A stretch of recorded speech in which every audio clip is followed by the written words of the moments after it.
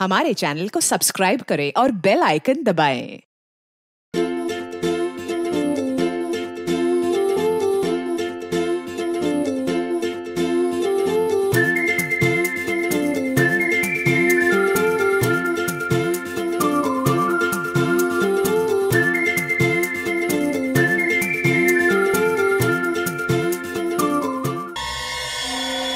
Hey, can I get you a drink? I mean, क्या पियेंगे आप? क्यों? तुम वेटर हो? By the way, I'm Saurabh. और आप? देखो, अगर तुम इस दुनिया के अकेले लड़के होते, तब भी मैं तुम पे कोई इंटरेस्ट नहीं दिखाती। तो ये नाम वाम पूछ के टाइम वेस्ट करना बंद करो।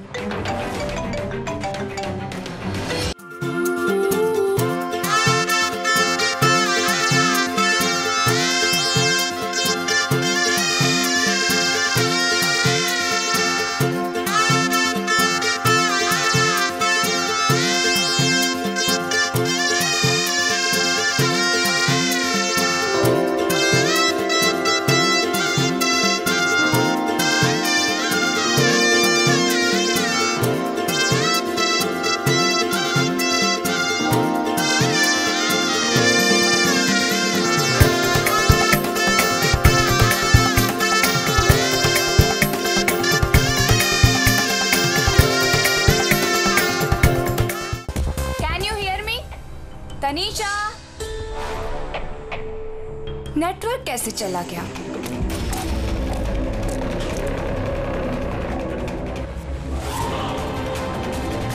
फोन क्यों नहीं लग रहा है?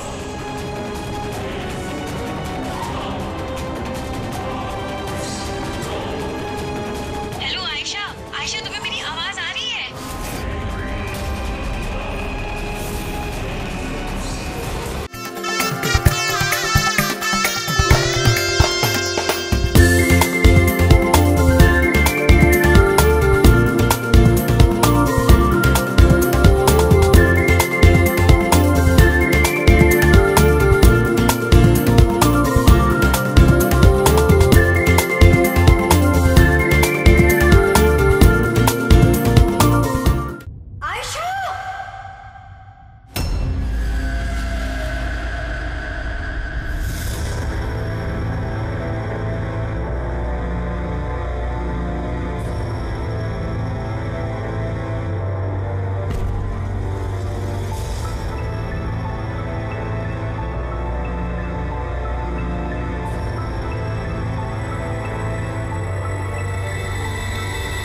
कैसे हुआ ये सब? हाँ? पता नहीं सर ये सब कैसे हुआ। एक कॉल अटेंड करने के लिए बाहर गई और जब वापस आई तो ये सब। तुम्हारे अलावा और कौन कौन दोस्त है आयशा के यहाँ पे? सर ये प्रीति और ये विशाल है सर, आयशा का बॉयफ्रेंड। देख के लगता है कि आयशा का किसी के साथ हाथापाई तो नहीं हुई है। ये फोन रिसीव करने के लिए बाहर गई और वहां पहले से खूनी इसका इंतजार कर रहा होगा। मतलब सर ये खूनी ने सब प्लानिंग करके किया? नहीं पंकज, ये प्लान मर्डर तो नहीं लगता, क्योंकि अगर प्लान किया होता तो उसने किसी और हथियार का इस्तेमाल किया होता, ना कि कांच का। मतलब अचानक यहाँ पे कोई गुस्सा हो गया होगा आयशा पे और मार दिया होगा। लगता तो कुछ ऐसे ही है फेड़ी। आयशा का यहाँ पे किसी के साथ कोई झगड़ा वगैरह हुआ था? कोई कहा सुनी? हाँ? ऐसे चुप रहने से काम नहीं चलेगा। ये सीसीटीवी कैमरा है, फुटेज देखेंगे तो पता चल ही जाएगा। सॉरी सर, सीसीटीवी कैमरे काम नहीं कर रहे हैं। व्हाट? सीसीटीवी काम नहीं कर रहा है? इतनी लापरवाही? सर वो कल आखिरी गाने के दौरान धुएं की वजह से शायद टेक्निकल एरर आ गया है। मैं जल्दी ठीक करवा लूंगा। ठीक कराओगे जब तुम्हारा ये क्लब वापस खुलेगा। जब तक ये केस सॉल्व नहीं होता तुम्हारा क्लब बंद। सर मुझे लगता है ये खून सौरभ ने किया है। अमीर बाप की बिगड़ी औलाद है। Hey, can I get you a drink? I mean, क्या पियेंगे आप? क्यों? तुम वेटर हो? By the way, I'm Saurabh. और आप? देखो, अगर तुम इस दुनिया के अकेले लड़के होते, तब भी मैं तुम पे कोई इंटरेस्ट नहीं दिखाती। तो ये नाम वाम पूछ के टाइम वेस्ट करना बंद करो।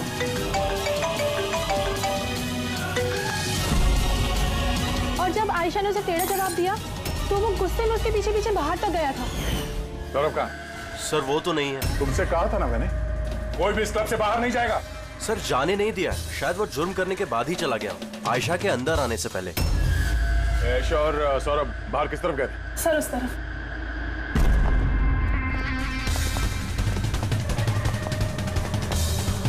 सर,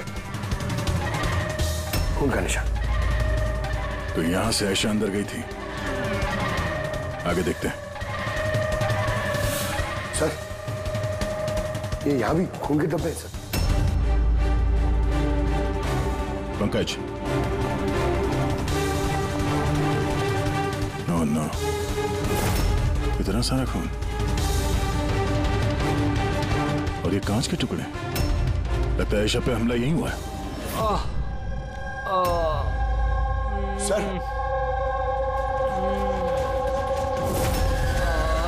और नो, कहीं सौरभ तो नहीं? इसकी हालत बहुत खराब है, एम्बुलेंस को फोन करो जल्दी। इस क्लब में इतने सारे लोगों के बीच एक लड़की का खून हो जाता है, बाउंसर्स का अता पता नहीं, सीसीटीवी कैमरा है पर काम नहीं कर रहा, और तो और यहाँ पे किसी ने कुछ होते हुए देखा नहीं है ना। कमाल की बात। आयशा मुझे छोड़कर नहीं जा सकती, हमें आना ही नहीं चाहिए था। विशाल प्लीज अपने आप को दोष मत दो, प्लीज संभालो अपने आप को। आपकी सहेली का यहाँ खून हुआ है और आपका ये रवैया है। अब तक यहाँ जो कुछ भी हुआ है उससे ये लगता है कि खूनी यहाँ पर आयशा को मारने के इरादे से तो नहीं आया था, तैयारी के साथ नहीं आया था। यहाँ इस क्लब में कुछ ऐसा हुआ जिसकी वजह से वो गुस्सा हो गया और उसने आयशा का खून कर दिया और साथ में सौरभ पे भी हमला किया। मुझे लगता है कि वो खूनी आप सब में से कोई एक है। बड़ी पंकज, यहाँ जितने हैं सबके डिटेल्स ले लो। माफ कीजिएगा रायमा जी, मैंने अपनी तरफ से बहुत कोशिश की, लेकिन अब मैं आपकी और ज्यादा मदद नहीं कर पाऊंगा। इट्स ओके डॉक्टर, आपसे जो कुछ भी बन पड़ता था आपने सब कुछ किया, अब हम इससे ज्यादा और क्या कर सकते हैं।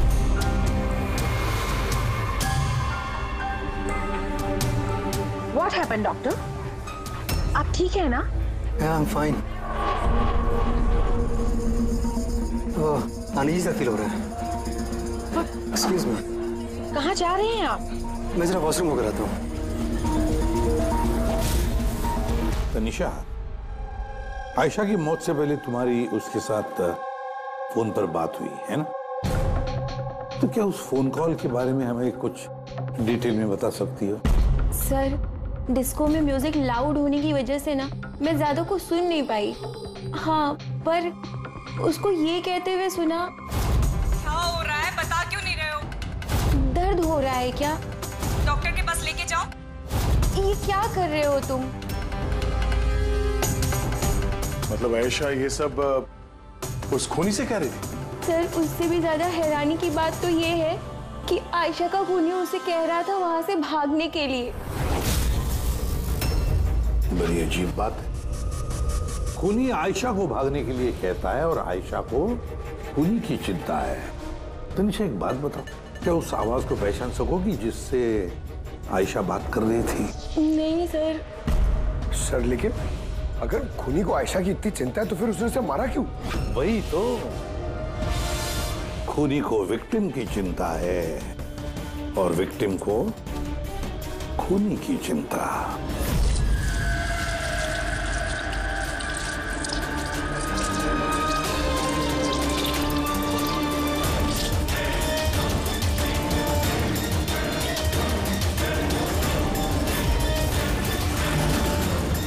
क्या कर रहे तुम? क्या चाहिए तुम्हें?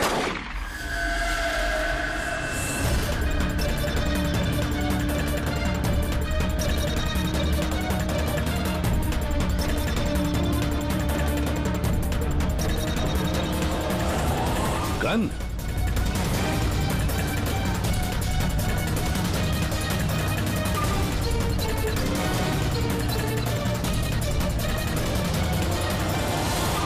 सर, इसके सर पे जो गोली लगी है उसके अलावा इसके पूरे शरीर पे कहीं भी चोट के कोई निशान नहीं है। ऐसा लगता है कि खूनी अचानक यहाँ पे आके इन पे गोली चला दी। ऐसे हुआ होगा। ये देखो, यहां भी खून है। एक बात समझ में नहीं आ रही सर, खूनी गन यहां छोड़ के क्यों गया? वो तो अपने साथ लेके भी जा सकता था गन को। वही तो बड़ी अजीब बात है कि खूनी ये गन यहां क्राइम सीन पर छोड़कर क्यों गया?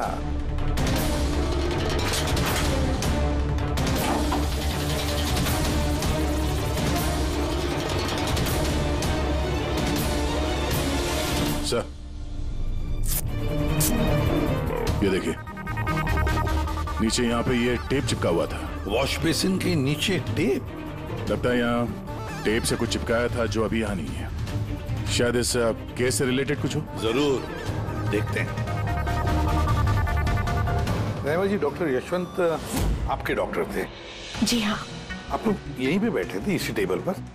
जी हाँ, वो दरअसल मेरी बीमारी के सिलसिले में मुझे यहाँ पर मिलने के लिए आए थे। बहुत ही अच्छे और नेक दिल इंसान थे। आज जब आप उनसे बात कर रही थी तो आपको लगा कि किसी बात को लेकर वो परेशान थे?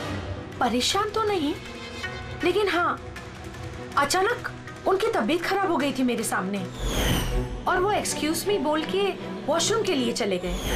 मैं तो सोच भी नहीं सकती थी कि ऐसा कुछ हो जाएगा। सर, ये कॉफी शॉप के मैनेजर है। यहाँ के भी सीसीटीवी कैमरे काम नहीं कर रहे। सर 2 घंटे पहले तक तो काम कर रहे थे, पर अचानक कोई टेक्निकल प्रॉब्लम हो गई, इसलिए इंजीनियर को बुलाया हमने।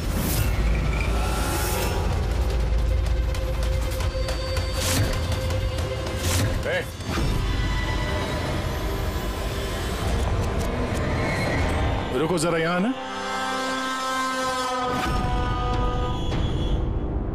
हेलो सर, कैसे हो आप? मेरा हालचाल छोड़ो, अपने सुनाओ।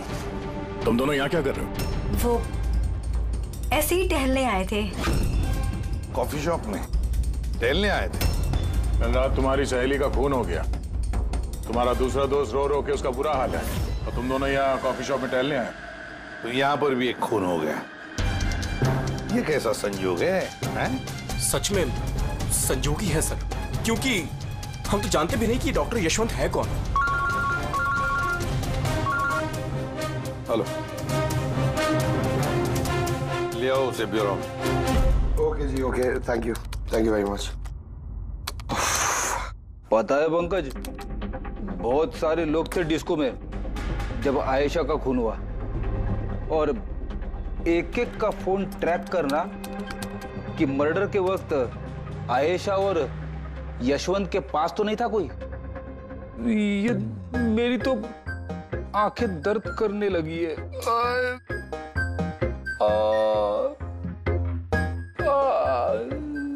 अरे ये साइलेंट को आंख पे लगाना बंद करो फ्रेडी सर। 50 और लोगों के नंबर है जिन्हें ट्रैक करना है। ये काम शुरू करो। ये क्या है? सौरभ, अब कैसी है तबीयत तुम्हारी? शरीर के जख्म तो आज नहीं तो कल ठीक हो जाएंगे सर, लेकिन जो मैंने उस दिन देखा वो शायद जिंदगी भर मेरे दिमाग से कभी भुला नहीं पाऊंगा। ना मैं कल पब जाता और ना ही मुझे आयशा की चीख सुनाई देती। लेकिन आयशा के पीछे पीछे तो तुम गए थे। उसने तुमसे ठीक से बात नहीं की, इसलिए। ये बात सच है सर कि मैं आयशा के पीछे गया, क्योंकि जब मैंने उसे ड्रिंक ऑफर की तो उसने मना कर दिया सर, और इनफैक्ट उसने मेरी इंसल्ट भी की। तो मुझे बहुत बुरा लगा सर, इसलिए मैं उसके पीछे गया।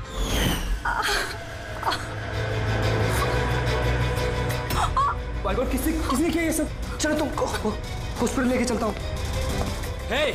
रुक।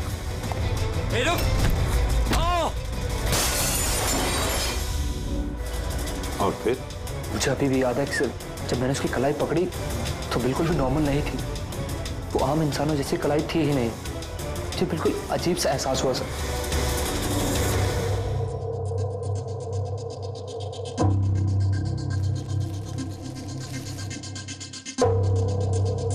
तो आप कह रहे हैं डॉक्टर साहब कि इस गन पे कुछ चिपचिपा सा लगा हुआ है? हाँ, और वो चिपचिपी चीज रबर टाइप की है, वो जैसे सेलो टेप में होता है ना, वैसा। Cello tape gun? ओह, तो खूनी ने पहले से गन वहां वॉश बेसिन के नीचे छुपा के रखी थी। तो ये मर्डर एक प्लान्ड मर्डर था। हाँ, लेकिन ये गन जिससे यशवंत का खून हुआ है, और ये कांच जिससे आयशा का खून हुआ है। इन दोनों पे भी कोई भी उंगलियों के निशान नहीं मिले। लेकिन भाई, इस कांच के टुकड़े पर एक खास तरीके की कुछ केमिकल लगा हुआ है, जैसे कि वो प्लास्टिक केमिकल। अब ये इस पर क्यों लगा हुआ था, इसका क्या इस्तेमाल है, ये पता लगाना भी बाकी है।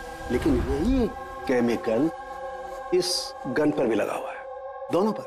डॉक्टर साहब, आप तो कह रहे थे कि इस गन पे वो सेलो टेप का गम लगा हुआ था। वो तो है ही, उसके अलावा ये भी है।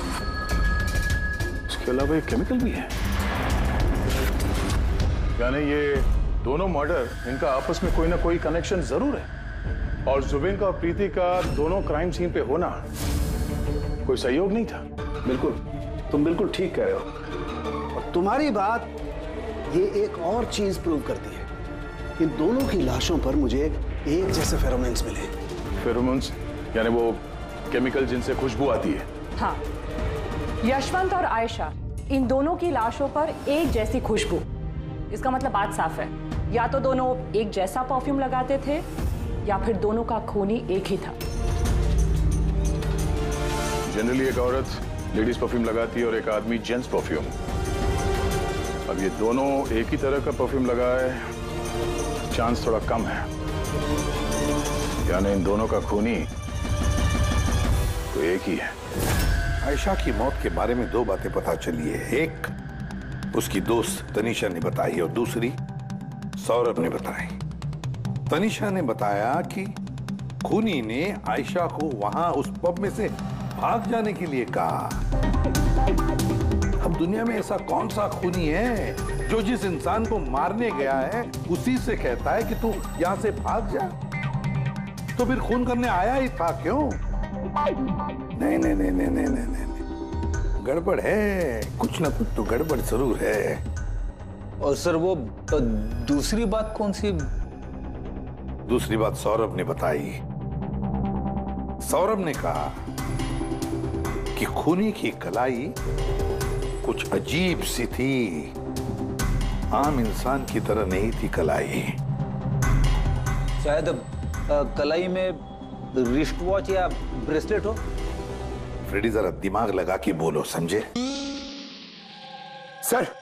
हाँ सर, दोनों क्राइम सीन में एक नंबर कॉमन है सर। किसका क्राइम? आयशा के बॉयफ्रेंड विशाल का सर। विशाल?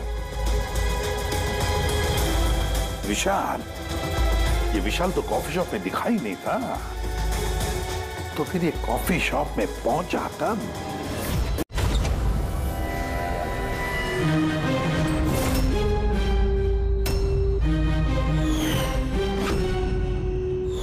रायमा जी, आप और यहाँ? अब सर, ये मेरा ही घर है, लेकिन आप लोग यहाँ पर कैसे? डॉक्टर यशवंत के खूनी के बारे में कुछ पता चला? रहमा, ये लोग कौन है? सीआईडी ऑफिसर्स हैं। सर प्लीज आप लोग आइए ना, प्लीज कम। सीआईडी? और सर ये मेरे हस्बैंड हैं और ये मेरा छोटा बेटा संदीप। और बड़ा बेटा विशाल, वो कहाँ है? लेकिन बात क्या है सर? मनन जी, बात यह है कि हमें शक है कि डॉक्टर यशवंत और आयशा के खून में हमें लगता है शायद विशाल का कोई हाथ है। ये आप क्या कह रहे हैं? आरोप साबित नहीं हो पाया, किसी को पकड़ नहीं पाया, तो किसी को भी फंसा देंगे आप? देखिए, सीआईडी का काम है मुजरिम तक पहुंचना, ना कि किसी बेगुनाह को पकड़ के ये केस बंद कर देना। अब जरा प्लीज विशाल को बुलाइए। भैया खून नहीं कर सकते, अब प्लीज उन्हें पकड़ के लेके नहीं जाना। संदीप बेटा, हम तुम्हारे भैया को पकड़ने नहीं आए, और ना हम ये कह रहे हैं कि तुम्हारे भैया ने कुछ किया है। हम तो तुम्हारे भैया से कुछ सवाल करने वाले हैं, और क्या। आप लोगों को मुझ पर शक है? एक मिनट विशाल, तुम अंदर जाओ, मैं इन सीआईडी वालों को तुम्हें परेशान नहीं करने दूंगा। देखिए, सीआईडी के काम में दखल देना भी एक जुर्म है, इसलिए प्लीज हमें अपना काम करने दीजिए। विशाल,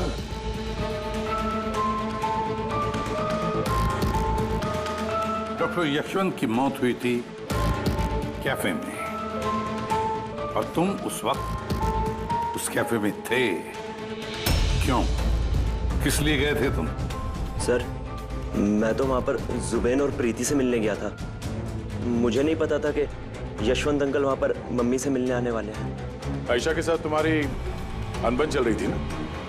मुझे बहुत बड़ा सदमा लगा है उसकी मौत का। पता नहीं उसके बिना मेरी लाइफ अब कैसे कटेगी। मैं कुछ दिन अकेला रहना चाहता हूँ। ठीक है, जा सकते हो तुम।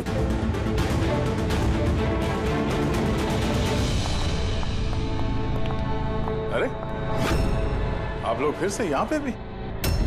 कभी कभी अपने घर पे जाते हो कि नहीं?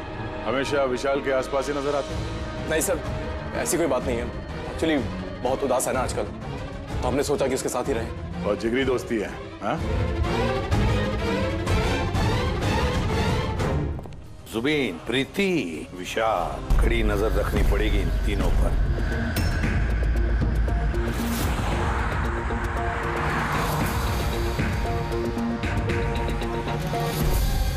तीनों के घर पे इतने कैमरा फिट किए ना फ्रेडी सर, अगर मक्खी भी मिठाई पे बैठेगी ना तो पता चल जाएगा। वैसे काम वाला, दूध वाला और सब्जी वाला, इनके जरिए खुफिया कैमरा बिठाने का आइडिया बड़ा अच्छा था। अच्छा था ना? मेरा नहीं था, दया सर का था। अच्छा? हाँ, और उन्होंने हम दोनों को यहाँ बैठा दिया ताकि हम यहाँ का सीसीटीवी फुटेज भी रिकॉर्ड करें।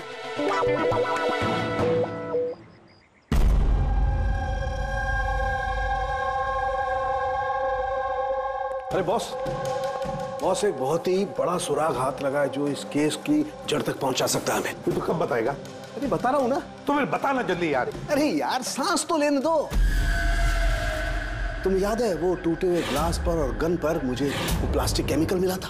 हाँ सर, क्या है वो केमिकल? वो है ग्राफीन, जो नकली चमड़ी, आर्टिफिशियल स्किन बनाने के काम में आता है। Artificial skin? हाँ, prosthetic skin. Prosthetic skin, prosthetic. Daya, याद है सौरभ ने क्या बताया था कि खूनी के हाथ में उसने कुछ अजीब सा देखा था। Prosthetic skin, prosthetic arm.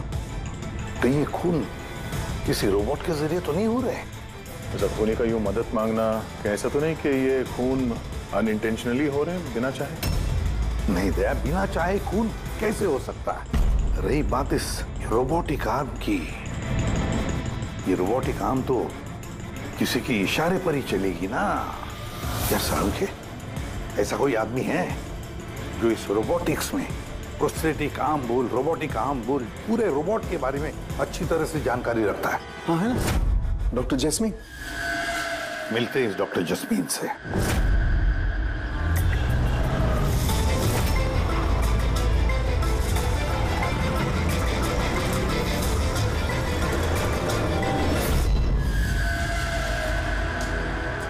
Doctor jasmine, हम ये जानना चाहते हैं कि अगर ये ऐसा वाला प्रोस्थेटिक हाथ लगाया हो, रोबोटिक आर्म, तो क्या वो आर्म, वो हाथ किसी दूसरे के इशारे पर काम कर सकता है? मतलब नकली बाजू लगाया गया है ए को, लेकिन इस बाजू से क्या काम करवाना है इसका कंट्रोल ए के पास नहीं बल्कि बी के पास है। क्योंकि हमें शक है कि इस केस में खूनी खून अपनी मर्जी से नहीं कर रहा है, कोई और उससे करवा रहा है। सर, ये सुनने में जितना मुश्किल है दरअसल नामुमकिन नहीं है। जैनिश, जरा दामिनी को अंदर भेजो। हाँ, वही मरीज जिसका कल टेस्ट हुआ था। मरीज?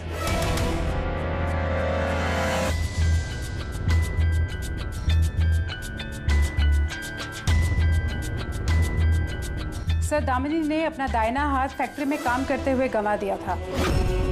हाँ सर, मशीन में आ गया था मेरा हाथ, इसलिए हमने इसे ये लू काम लगाया है, जिसका कंट्रोल इंसानी दिमाग के पास ही है। एक नकली बाजू इंसानी दिमाग के जरिए काम कर रहा है, मगर कैसे? सर, साइंस ने बहुत तरक्की कर ली है। ये योला यानी लूक आर्म अपने आप में एक नया और पहला आविष्कार है। मान लीजिए इसमें एक चिप है, या यूँ कहिए इसमें एक सॉफ्टवेयर है जो इंसान के दिमाग की फ्रीक्वेंसी को पकड़कर ठीक वैसे ही काम करता है जैसे एक नॉर्मल ह्यूमन बीइंग का हैंड, उठना, बैठना, चलना, ये सभी कमांड्स को समझता है। ग्रेट, साइंस ने वाकई बहुत तरक्की की है। वाकई रोबोटिक आर्म।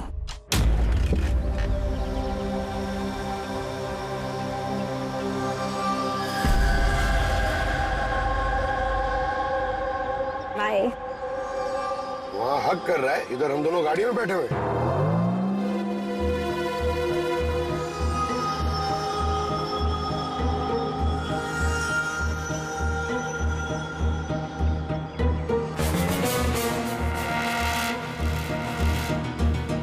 फिर से ये विशाल तो प्रीति के घर जा रहा है।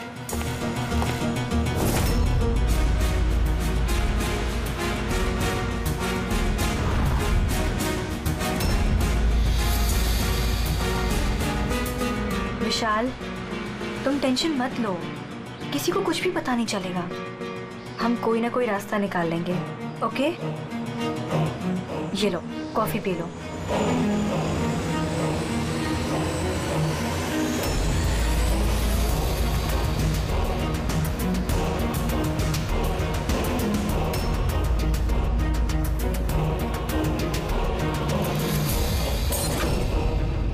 विशाल, Preeti, are you okay? Preeti भाग, प्रीति भाग, भाग।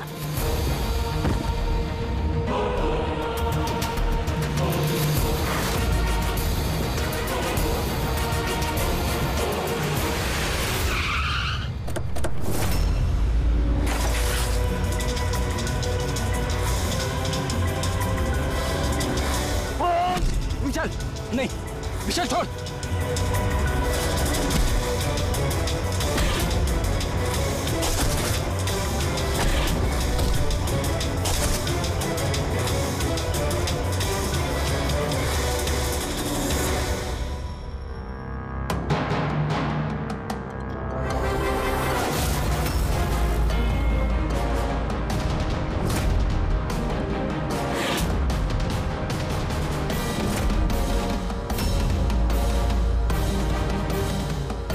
मैं मानता हूँ आयशा और डॉक्टर यशवंत का खून मेरे ही हाथ से हुआ था। तुम यहाँ क्या कर रहे हो? क्या हुआ? क्या हो रहा है ये? मुझे नहीं पता क्या हो रहा है मेरे हाथ को। कुछ प्रॉब्लम? क्या हो रहा है बता क्यों नहीं रहे हो? डॉक्टर के पास लेके जाओ। ये क्या कर रहे हो? ये क्या कर रहे हो? आयशा भागो यहाँ से, भागो! मैं बोलता हूँ ना भागो! आयशा!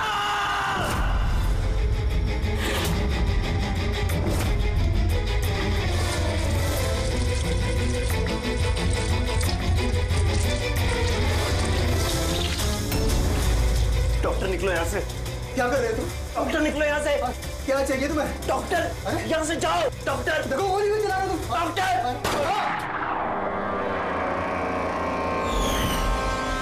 मैं क्या करूं सर? मेरे हाथ पर कोई कंट्रोल नहीं। क्या? तुम्हारे हाथ पर कंट्रोल ही नहीं रहता? इसका क्या मतलब है? न जाने अचानक कभी कभी क्या हो जाता है। इसीलिए तुमने आयशा को वहां से भाग जाने के लिए कहा? हाँ सर, मैंने आयशा को वहां से भागने के लिए कहा था। आयशा भागो यहाँ से, भागो! और मैंने पूरी कोशिश करी थी कि मैं डॉक्टर यशवंत पर गोली ना चलाऊं। डॉक्टर, यहाँ से जाओ। एक बात बताओ, क्यों गए थे तुम कैफे में? मैं वहां पर डॉक्टर यशवंत से अपना हाथ फिक्स कराने गया था और जुबीन, प्रीति मेरी मदद कर रहे थे क्योंकि मैं अपने घर पर नहीं बता सकता था कि आयशा का मेरे हाथों से खून हुआ। मैं जानता हूं सर, मेरी बात पर यकीन करना बहुत मुश्किल है, लेकिन सच यही है, खून मैंने नहीं बल्कि मेरे हाथ ने किया है। डॉक्टर जस्मीन, ये विशाल जो कह रहा है क्या ये सच है? मेरा मतलब है, क्या ये मुमकिन है कि एक रोबोटिक आर्म अपना ही दिमाग डेवलप करता है और फिर उसी दिमाग को लगा के कुछ भी कर सकता है? चांसेस कम है सर, मगर हाँ, अगर हाथ के अंदर लगे इस सॉफ्टवेयर को कोई हैक कर ले तो ऐसा हो सकता है। क्या? प्रोस्थेटिक हाथ में लगा हुआ सॉफ्टवेयर हैक किया जा सकता है? हाँ दे, हैक हो सकता है, पॉसिबल है। जब हैकर इस नकली हाथ की चिप हैक कर लेता है तो ये नकली हाथ उस आदमी के दिमाग से नहीं चलता जिसके शरीर में ये लगा है, बल्कि ये नकली हाथ चलता है हैकर के दिमाग से। मतलब किसी ने विशाल के इस रोबोटिक आर्म के सॉफ्टवेयर को हैक किया और फिर उससे खून करवाया। सर इससे अच्छा तो मैं एक बाजू के सहारे ही अपनी जिंदगी काट लूं, जो हाथ दूसरों की जान का दुश्मन बन जाए। ऐसा हाथ मुझे नहीं चाहिए सर। विशाल एक बात बताओ, जब तुम्हारा ये हाथ तुमसे कहता है कि वो किसी को मारना चाहता है, तब तुम क्या सोचते हो? क्या होता है तुम्हारे दिमाग में? कैसी अवस्था होती है तुम्हारी? सर 2-3 मिनट लगते हैं। मैं पूरी कोशिश करता हूं अपने हाथ को काबू में करने की, लेकिन 2 मिनट के बाद जीत मेरे हाथ की होती है सर।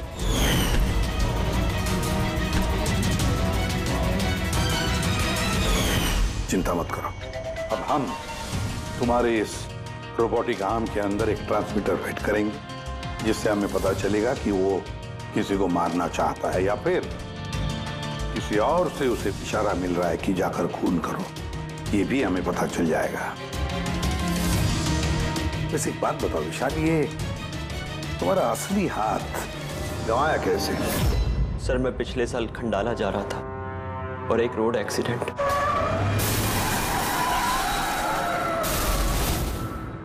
बस। जिंदगी में हमें कई बार इम्तिहान देना पड़ता है। सर मेरे इम्तिहान तो खत्म होने का नाम ही नहीं ले रहे हैं। जब नकली हाथ के साथ जिंदगी जीने की आदत डाली तो उसी नकली हाथ ने मेरी जिंदगी बर्बाद कर दी। विशाल, तुमसे वादा करता हूं कि ना तुम्हें एक हाथ के साथ जिंदगी गुजारनी पड़ेगी और ना ही वो असली मुजरिम आजाद घूम पाएगा।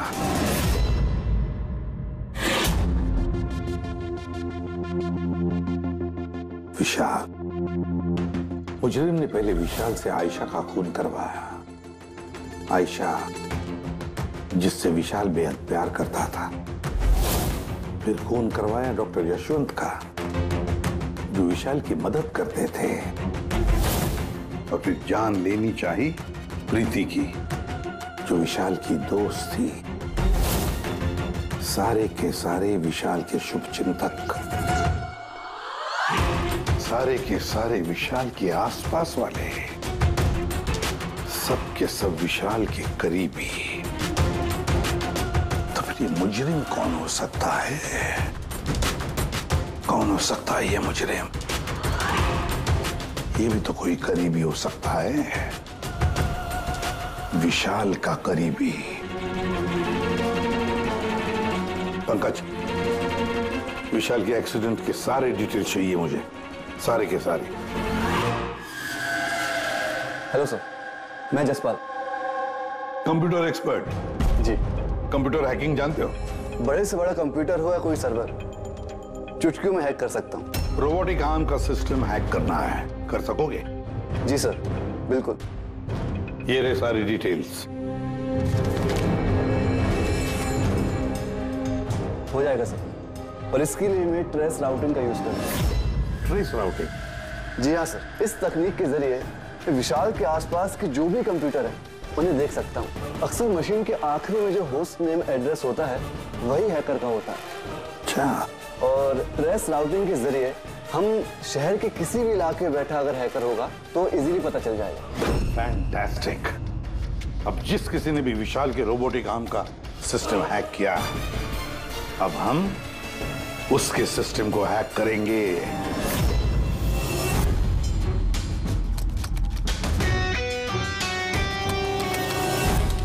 ये देखिए सर, इस वक्त विशाल के आसपास ये सारे कंप्यूटर चालू हैं और इन्हीं में से एक कंप्यूटर है उस हैकर का।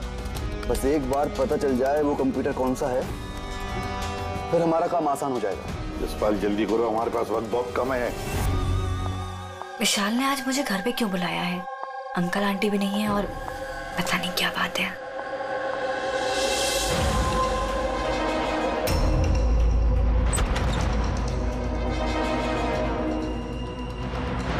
विशाल, विशाल। प्रीति, यार तुम जानते हो तुम्हें मुझसे खतरा है, उसके बाद भी तुम यहाँ पे दोबारा आ गई। विशाल, तुमने तो मुझे फोन करके यहाँ बुलाया। मैंने? हाँ। मैंने कब बुलाया? तुमने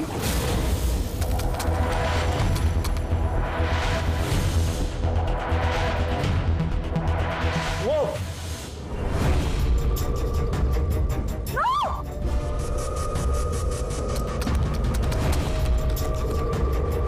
भागो यहाँ से। विशाल विशाल प्लीज भागो यहाँ से। Vishal please, Vishal Vishal please.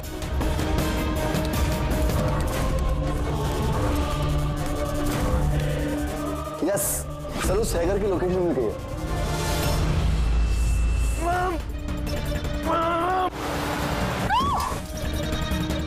Vishal no, विशाल विशाल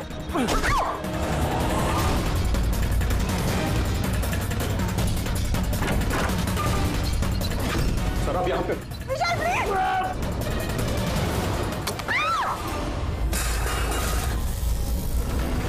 बहुत हो गई हैकिंग।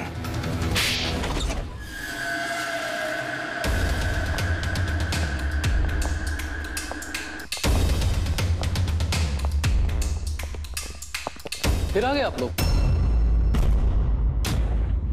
अब ये मत कहिएगा कि आप विशाल को पकड़ने के लिए आए। जी नहीं, हम विशाल को पकड़ने नहीं आए, खूनी को पकड़ने के लिए, जो इस वक्त यहां पर मौजूद है। खूनी और यहां पर क्या कह रहे हैं आप? अब अपना झूठा इल्जाम आप किसके ऊपर लगाने आए हैं? मनन जी, पिछले साल एक गाड़ी का एक्सीडेंट हुआ था कंडाला में। 3 लोग थे उस गाड़ी में। 22 साल का लड़का विशाल, 15 साल का बच्चा संदीप और 9 साल की छोटी बच्ची सोनिया। गाड़ी विशाल चला रहा था। कार का एक्सीडेंट बहुत बुरा था। बच्ची सोनिया की जगह पे मौत हो गई और संदीप पैरालाइज हो गया। ये अभी चल नहीं सकता। ये सब आपको कैसे पता चला अंकल? इस एक्सीडेंट में सबसे कम चोट लगी विशाल को। हालांकि जो चोट लगी वो कम नहीं, विशाल को अपना हाथ गंवाना पड़ा।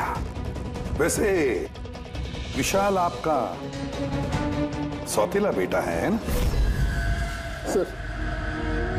सर विशाल मेरे लिए सके से भी बढ़कर है। सर आई रिक्वेस्ट यू, आप विशाल के लिए सौतेला शब्द यूज मत कीजिए sir. I am sorry Manan ji.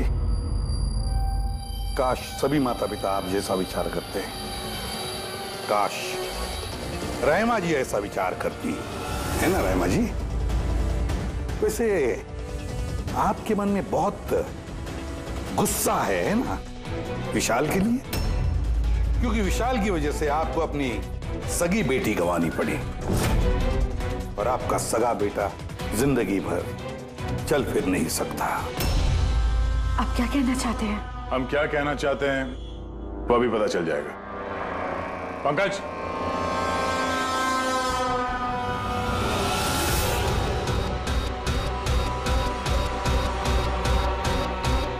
Sorry aunty,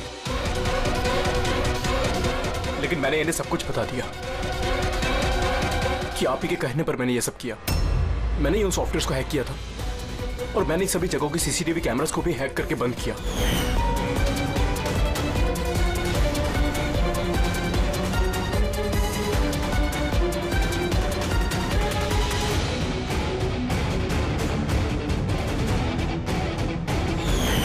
विशाल से बदला लेने के लिए पहले उसकी गर्लफ्रेंड को मारा, उसके बाद उस डॉक्टर को जो विशाल की मदद कर सकता था, उसके बाद प्रीति पर हमला। ये सब करने के लिए मुझे आंटी ने ढेर सारे पैसे दिए थे। सुबीन, तुम इतना गिर जाओगे मैंने कभी नहीं सोचा था। चलिए, सच्चाई अब आप सबके सामने आ ही गई है, तो मैं आप सबको यह भी बता दूं कि मैं तुम्हें मारने के बाद खुद मनन को भी मारने वाली थी, क्योंकि जिस तरह से मेरे अपनों ने चोट खाई है, मैं भी चाहती थी कि विशाल भी उसी दर्द से गुजरे, उसे भी उतनी ही तकलीफ हो। वो एक्सीडेंट था, एक गलती। गलती? तुम्हारी एक गलती की वजह से मेरी पूरी जिंदगी में अंधेरा छा गया। तुमने लापरवाही से गाड़ी चलाई और सजा किसको मिली? मुझे और मेरे बच्चों को। मम्मी, मैंने हमेशा तुम्हें मां नहीं भगवान समझा। अगर ये सब करके तुम्हें सुकून मिल रहा था तो मुझसे एक बार कहा तो होता, मैं अपनी जान दे देता। मुझे तुम्हारी जान नहीं चाहिए थी, मैं तो तुम्हें जीते जी दुख भरी जिंदगी देना चाहती थी। और आप सब मुझे दोष नहीं दे सकते, क्योंकि मैंने जो कुछ भी किया वो मैंने ममता के लिए किया। रहमा जी, मां इतना हल्का शब्द नहीं जो किसी औरत को मुजरिम बना दे। अरे मां तो वो होती है जो सिर्फ अपने ही नहीं दूसरों के बच्चों को ममता, प्यार और स्नेह से देखती है। विशाल भले तुम्हारा सगा बेटा नहीं था, लेकिन बेटा तो था ना, वो तुम्हारे परिवार का हिस्सा था। वो कोई मां अपने बेटे से बदला कैसा ले सकती है? हाँ? वो भी इस तरह का बदला। दो लोगों को जाने गंवाई पड़ी। नहीं रायमा जी, बहुत गलत किया तुमने, बहुत गलत। कानून तुम्हें कभी माफ नहीं करेगा, कभी माफ नहीं करेगा। कड़ी से कड़ी सजा होगी तुम्हें।